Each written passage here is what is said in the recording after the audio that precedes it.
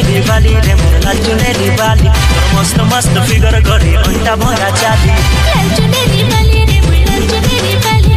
ओनिया डाहली करे दुनिया हिस्से खाली धीरे धीरे चल रे गोरी धीरे धीरे चल आजिकाली भोलो नाई दुनिया रो हाल धीरे धीरे चल रे गोरी धीरे धीरे चल आजिकाली भोलो नाई दुनिया रो हाल फसे गली तके ओई फसे गली तके दे दे